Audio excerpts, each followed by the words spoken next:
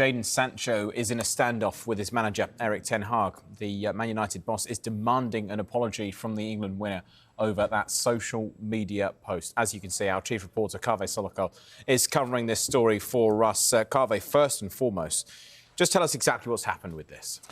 Well, look, Jadon Sancho was at United's training ground today, but he is not going to be training with the first team squad. Erik ten Hag, the United manager, wants him to apologise.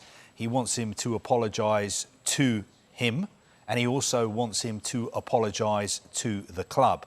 Now, Erik ten Hag is not in the mood for backing down. He's not going to allow his authority to be challenged.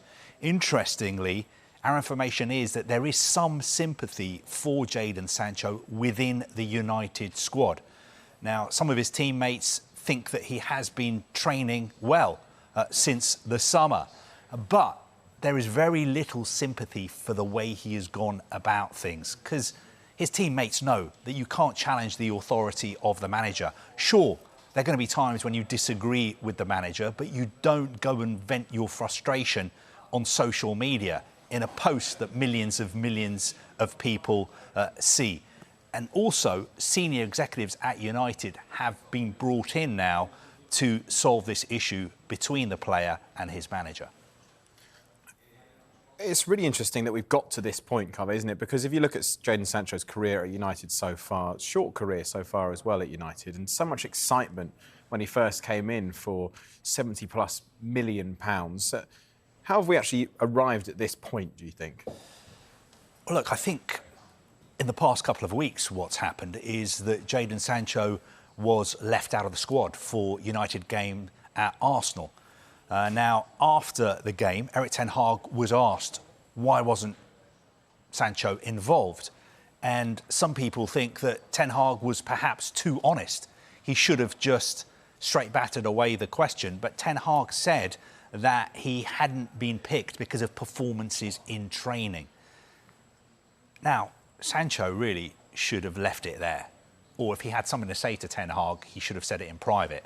But he went on social media, he put up this infamous post in which he effectively accused his manager of lying, and he said that he'd had enough of being a scapegoat. Now, this post was left up on social media for days and days. I think more than 60 million people viewed it.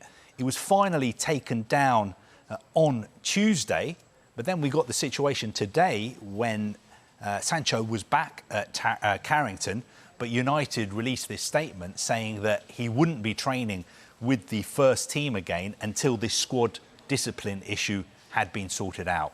I mean, it's a huge thing to do, isn't it? Even if that is the way you feel, it's a huge call. Where do you see this going from here?